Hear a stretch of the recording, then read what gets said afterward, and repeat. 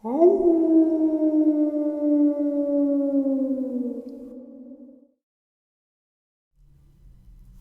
greetings and salutations, everyone, and welcome back to today's second half of the upload. Now, for the last couple of weeks, I've been doing historic experiences in the media as a second half, but being that this is the last day of the month, I figured I'd end it with some absolutely terrifying experiences in the woods present day. Before we get into that, a couple links. As you know, I rely on Patreon, PayPal, and my merch to help the channel to continue to grow and go. The links to Patreon and PayPal are in the description below, my merch displayed directly under the video. Also, Dogman Frightening Encounters Volume 1, 2, and 3, the audiobook versions. They were written and researched by Tom Lyons, narrated and produced by me, Jeffrey Nadolny. Those audiobooks are available on Audible, Amazon, and iTunes, the links to which are also in the description as well. And finally, last but definitely not least, if you'd really like to help support this channel to continue to grow and go, simply subscribe and click the like button. It's fast and free. Now, everyone, I have taken far too much of your time. Let's get on with today's second half. Shall we? Wow, before I start today's second half, I just really want to say that it was an absolutely gorgeous day in upstate New York. And, I had a really great day. I went to my parents' house and helped my mom plant some rhododendron in the front yard and a new oak tree in the front yard. Just a really beautiful day outside and a day spent with family. I hope you guys had as good of a day as I did because, it really does make a difference in the way we feel and in the way things move around us. But with that, I don't want to sound too soppy. Let's get into these terrifying encounters. Today's first encounter. Hello all, this is something I encountered when I was about 9 years old in the late 2005, early 2006. My memory is a little fuzzy on it. We moved into this modular home, think a trailer, but on an actual brick foundation in a rural area of Virginia in the summer of 2004. It was myself, my mom, my dad, my older sister, her husband, and their child, my niece. I stayed home alone a lot after school and on the weekends due to everyone having to work, and my niece going to her babysitter's house. It was never big of a deal because my grandma lived across the driveway. We lived down a long gravel driveway that was off of the main road. I can't remember exactly when this occurred, but it was after my dad died in April of 2005. I was home alone after school one day watching The Weekenders on Toon Disney with my little Pekingese poodle mix, Clyde, on my lap while eating some pizza rolls. All of a sudden our huge, and when I say huge, this dog had no business being as big as he was considering what breed he was mixed with, Golden Lab Boxer mix Rudy, that we kept chained in the backyard started to bark. Not his usual, hey, I'm out of food and water or squirrel bark, but it was a violent, scary bark. I looked out of the back sliding glass door that goes to the backyard and saw him at the end of his chain trying to break loose and get at something in the woods. I can't really see what he's trying to get at until all of a sudden this creature walks out of the woods and stops right at the tree line. It was about 4 feet tall, walking on all fours. Its body was similar to a bear. It had brown fur, but its face was the most distinct feature. It was solid white, complete flat. It had 2 black slits where its eyes would be. No kind of nose was seen, and its mouth just hung open. A black void with no tongue or teeth that I could see from where I was. It looked in my direction, and I remember just being overcome with fear and dread when it looked over at me. I started to shake. I was so scared before I could even get off the couch to get to the landline to call my mom. It slowly backed into the woods. Rudy was barking and growling the entire time it was standing there, which was about 2 minutes total, and for at least 10 minutes after it left my sight before he finally calmed down. I called my mom, my sister, my Bill, my aunt, my uncle that lived behind my grandma, and then my grandma before somebody would answer. She told me to walk over, but I was too scared to go outside, so she came and got me. As a kid, I called it the white-faced anteater, and my family just dismissed it as me seeing things, even though my dog had seen it as well and was trying to get at it. My uncle told me it was probably a big-ass possum, but I knew damn well what a possum looked like, and this was no possum. To this day, I'm 23. I still have nightmares where all I see is this thing standing in my yard at the tree line staring at me. I always wake up screaming and sweating, and my girlfriend has to console me. Today's second terrifying encounter from the woods. This happened in the late 70s, as far as my dad can remember.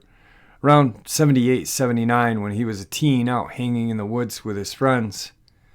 This was a ways outside of Meridian, Texas on a fall evening. My dad and his friends spent a lot of time messing around in the woods doing typical teen stuff, firing off bottle rockets, hunting raccoon, underage drinking sometimes, but this day they were going hunting for squirrel. So when they set out, my dad grabbed his .22. It was just a basic Ruger or something with a cheap scope on it. His friend had a really badass Weinreimer that wasn't scared of anything. He would run up to bulls and chase them. He would get into scraps with bobcats and would chase off raccoons. He was walking along with them in the woods this day. He said that there was an old creek bed they would go always to and mess around in. So that's where they started off. The walls of this creek bed were about 5 to 6 feet in height.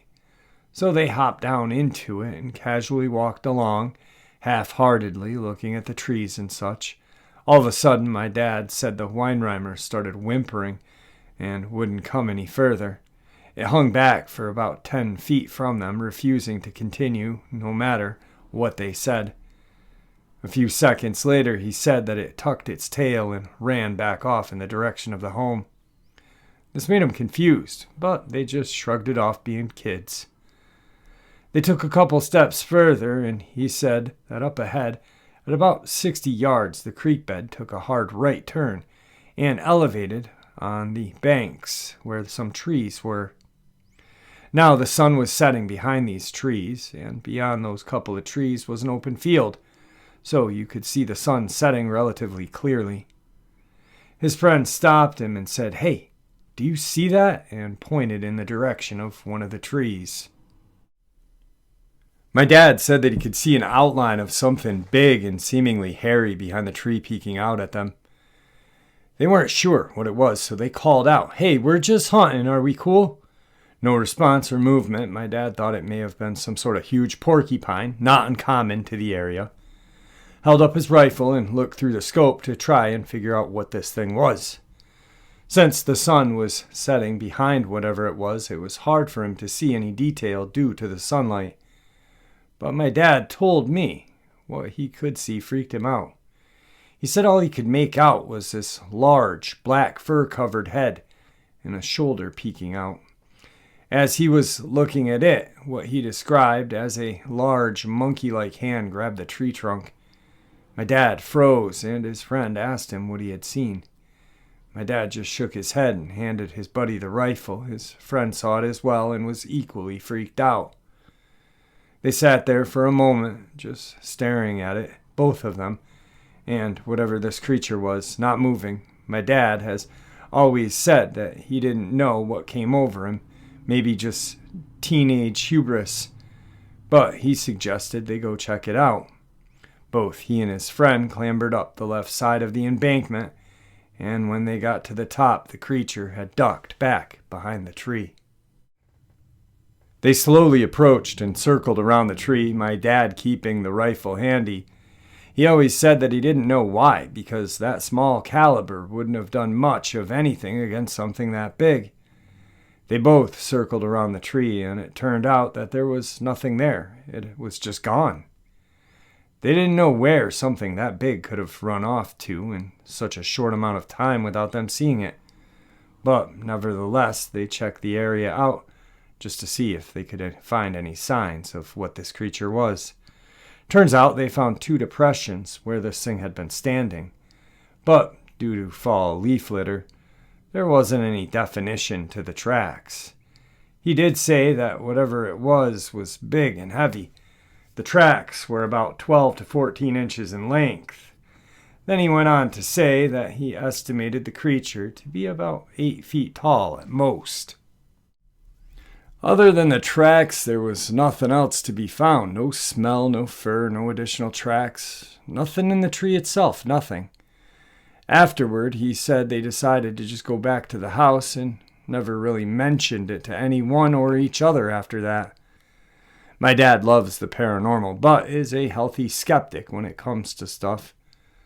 That event, he says, made him a believer in Bigfoot. And after having my own encounter, I've come to believe in something as well.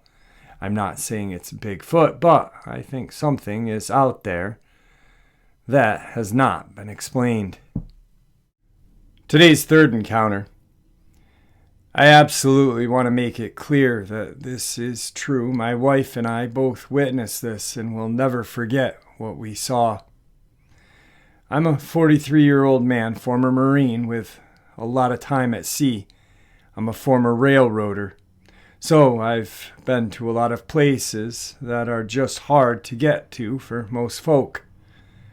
I've never seen anything like what I saw, and it happened on Highway 50 in between Penrose and Pueblo, Colorado. My wife was working a closing shift in Canyon City. I left Pueblo and made the drive west as usual. After she clocked out, we went and picked up our son from his job, only to find he wasn't working that night. On the drive back from Canyon Pass, you pass Penrose, and then there is a place I have always called the Big Hole. The Big Hole is actually called Pierce Gulch. There is a significant drop in elevation, then you immediately climb back out, hence the nickname. As we were approaching Big Hole at about 12:40 in the morning, something traveling from north to south crossed all 4 lanes and the median of the Highway 50 at an incredible rate of speed. We were the only vehicle out there at this time of night. We nearly hit it. It was roughly 3 feet tall and had long brown fur everywhere. And again, this thing was hauling ass, faster than any animal I had ever seen or heard of. My wife was dropping and our son on speakerphone. She startled and looked at me as I asked, "WTF was that?"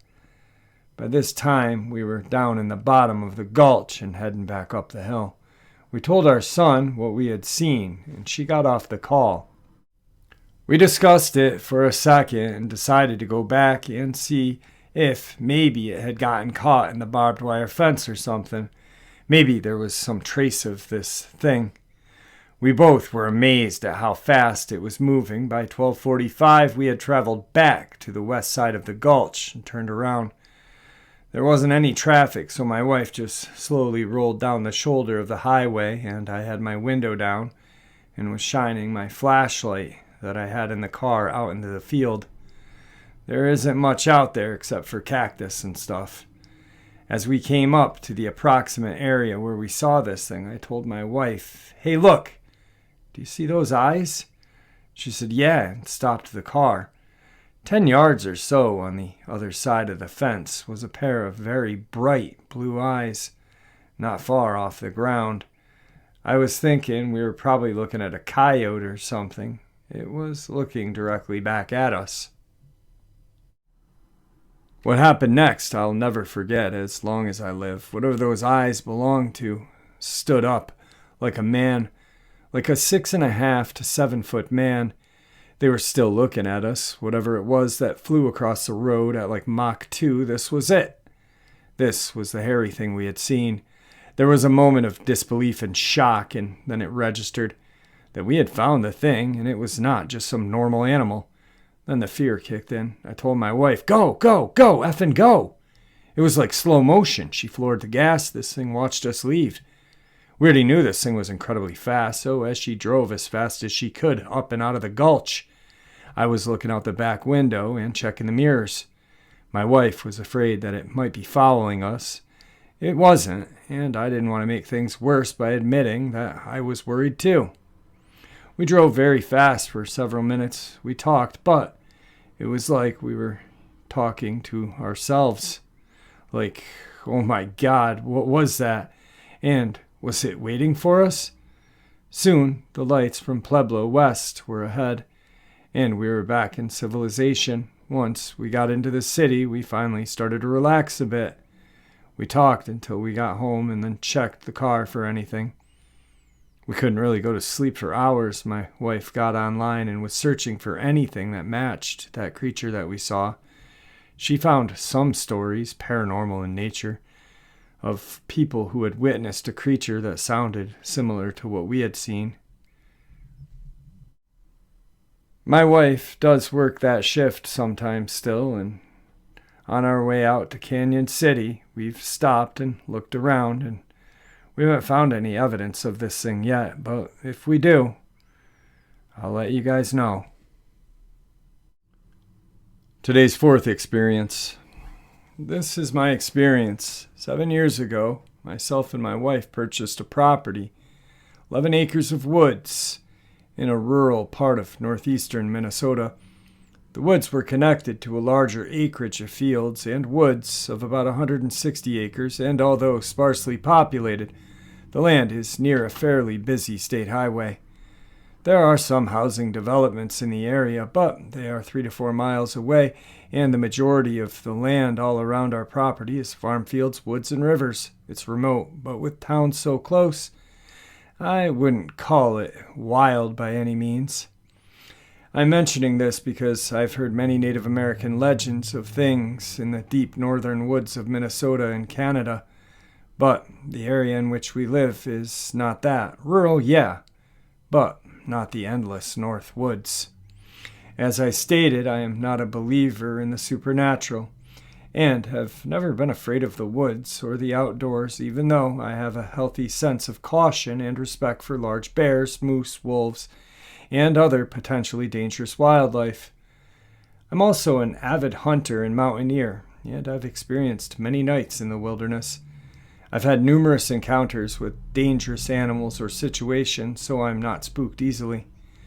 Knowing my state of mind is important to this because many so-called supernatural encounters can be explained by people with an already high belief, anxiety, or fear. And that's not me. Well, it all changed after the first few weeks of moving in. The house and land had been abandoned for a couple of years due to a foreclosure, so a lot of work needed to be done to get it back into shape. Wildlife have grown accustomed to no human presence, and black bears frequently roamed the yard at night, along with many other woodland creatures. We also found a lot of bones scattered throughout the woods, and coyotes were abundant. One night during those first few weeks, we had a rainstorm. I wasn't worried about a broken downspout potentially causing a basement leak. So, it was about 10 p.m. I grabbed my headlamp and headed outside to deal with the situation. Behind our house is a fairly large swamp area that divides the woods. I had my back facing this area, fiddling with the downspout, when suddenly I had this intense feeling of dread. It's hard to explain the feeling, but it was like my body knew something was behind me.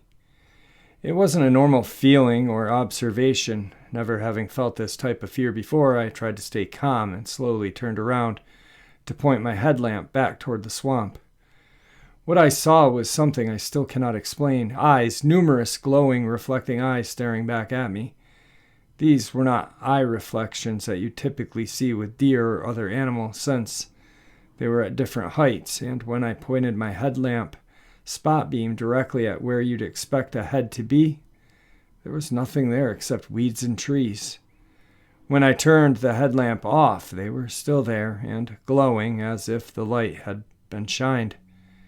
They didn't move. They just stared through me. Needless to say, I bolted and ran as fast as I could back to the house and explained away as deer or raccoon. Later that summer, I was sitting out in the screened-in porch that partially faces the swamp and connects to the woods to the west. It was maybe 11 p.m. when I began to hear what sounded like a bear fighting with an attacked cow.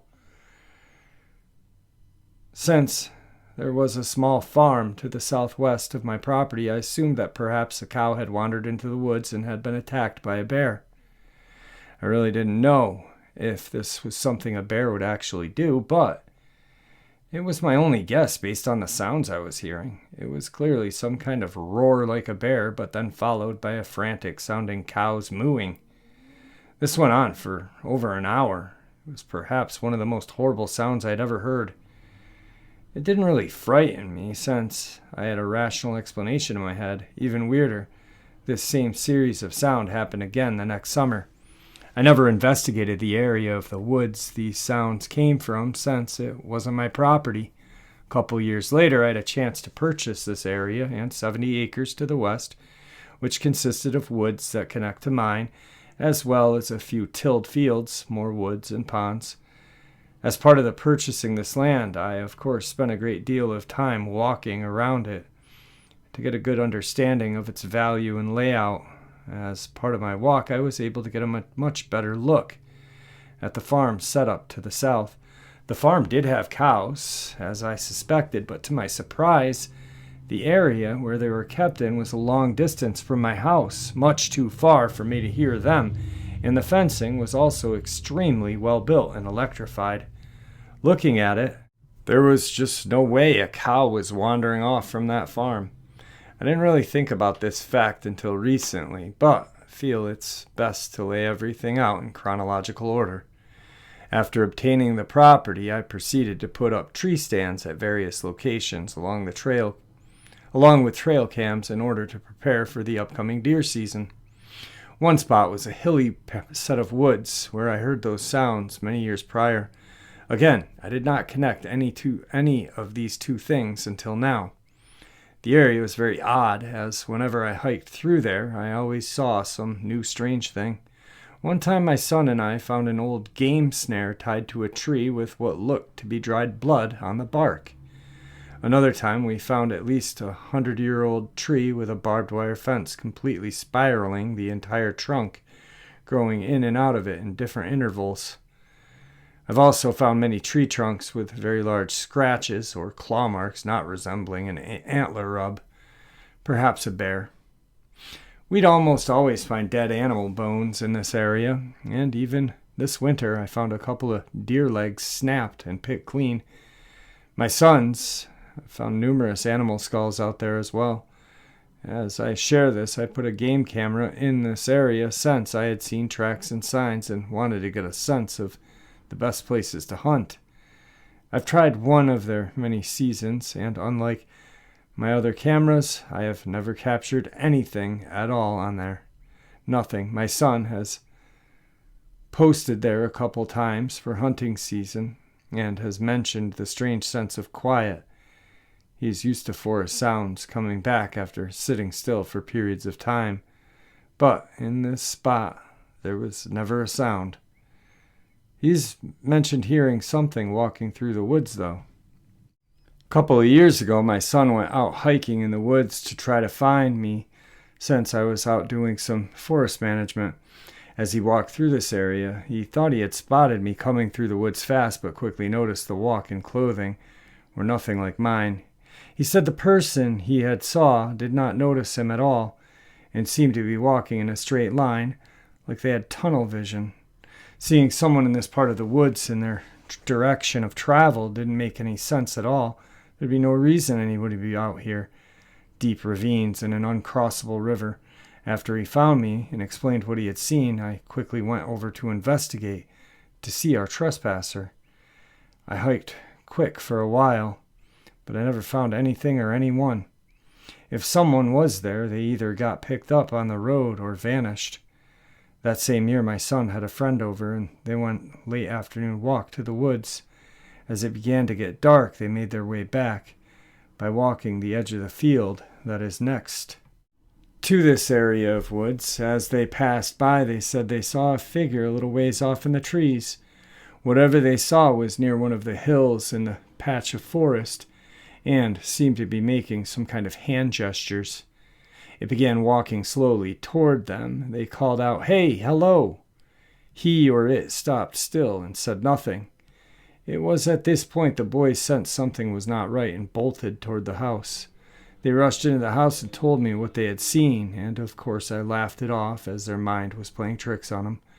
My son described the figure as very tall, like 10 to 15 feet, but with skinny arms, and its body was dark all over, not hairy per se, but dark.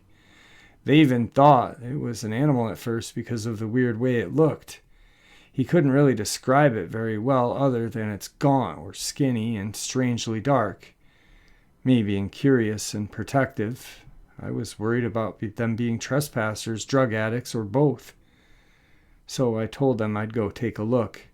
They brought me to the area and pointed to where it was standing, and I headed into the woods.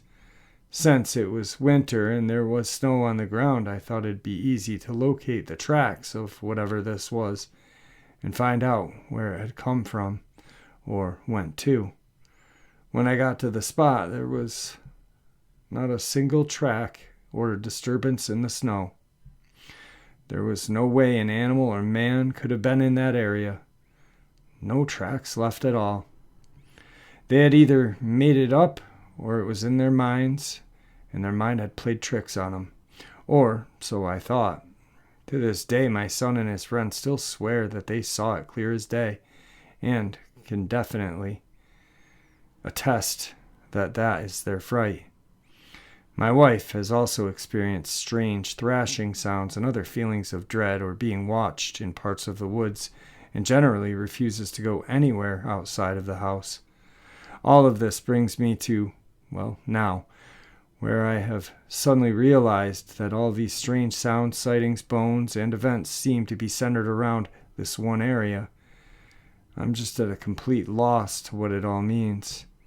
It's all too strange to really bring this up and discuss with people.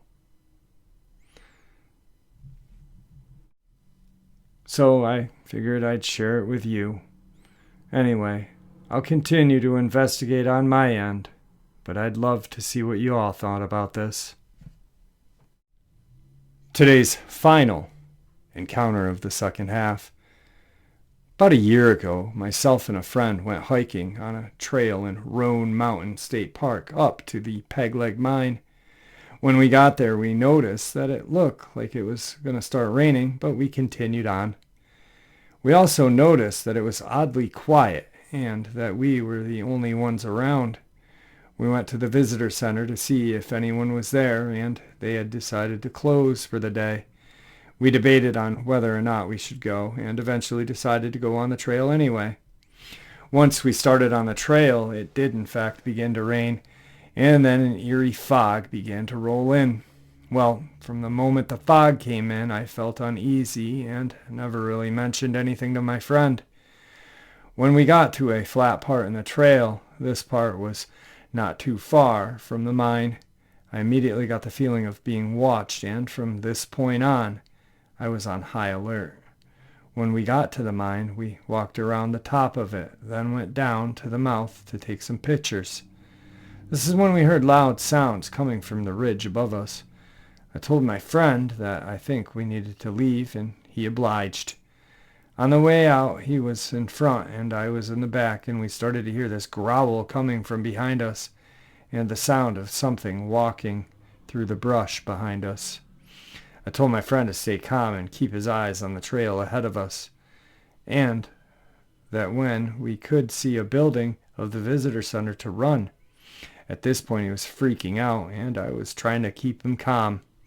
When we rounded the trail where you could see the building, we bolted, and the thing behind us came after us. We ran out of the tree line, but the creature behind us would not leave the tree line, so we could not see what it was. We did not stick around long, though. We ran to our vehicles and tore out of the parking lot. We still talk about it to this day, and we are still unsure of what chased us. My parents thought I was crazy, and others told us we imagined the whole thing. The ones did believe us told us that it could have been, I don't really know, some sort of Native American folklore. I'm just thankful we made it out of there alive. Alright guys, that ends the second half of today's upload, and I do so hope that you guys enjoyed these terrifying encounters. I know I did. I'm not really sure about the second to last one. I know that is definitely creepy. I don't know if you guys remember a story a couple weeks back that the guy had went into his woods and kind of had some sort of paranormal experience with his neighbor. But this kind of reminds me of that. There was a creature that you could see its eyes, but when you flashed your light, you couldn't see it. That, my friends, is terrifying. I'd rather see what is out there than hear it or, feel it. So, anyway, I hope y'all enjoyed today's upload as much as I enjoyed sharing it with you. And may the Great Spirit watch over us all, and may He guide us down that path that we call life.